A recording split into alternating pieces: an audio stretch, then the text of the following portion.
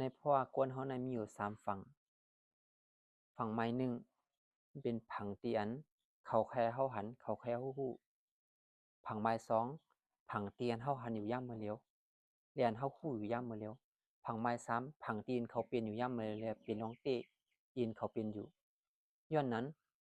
พวกเฮาไปฮู้3ผังเขาเจียงแรงบ่ในสิ่งนี้อย่าหิบลาดว่าเฮาฮู้จักคนก้อนหนึ่งเต้ๆอย่าหิบลาดว่าเฮารู้จักเขาเต้ๆอย่าหิบหยุมใจเต้ๆว่าเขามื้อนั้นเขามื้อไหนแหน่อย่าหิบหยุมใจย้อนนั้นใจกวนเฮาในตาฮักก็เย้าลวงสังก็เย้าเพราะว่าปันเปิ้นเฮาเอาตาฮักปันเปิ้นแลเอาลองหยุมใจปันเปิ้นแลเนี่ยปันเปิ้นเตรียมหูปากเปอร์เซ็นต์บ่นั่นสิ่งนี้เพราะอะไรเตื้อใจมานี่ก็ตื้อใจปากเปอร์เซ็นต์นะย้อนนั้นตอนตาเปิ้นนั้นเฮาปันไล70%ในน้ำแห้งหนาวตอนน่ะตัวเจ้าของในดูเลยมี30% 30ปุ่นเนาะย้อนนั้นเนี่ยฮักไผก็เย้าป้อไปห้อมไปหันว่าสามฝั่งเขาใน3ผังเขาในมีหังละลาย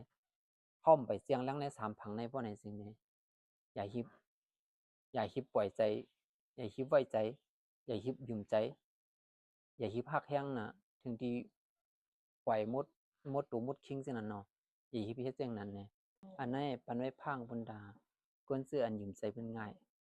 และกวนซื้ออันใส่อ่อนๆและกวนซื้ออันป้อหมอฮักตูเจ้าเก่าและทางเล็กตูเจ้าเก่าย้อนนั้นพวกใครมันแม่นติๆได้ตาเปิ้นนั้น50%ตาเฮานั้นโหลดเลยมี50%อันนั้นเป็นปึงแม่นนะฮักไผก็เย้าโหลดเลยฮักตูเจ้าเก่า50%เย้าจ้องใครฮักเปิ้นได้หั้ง50%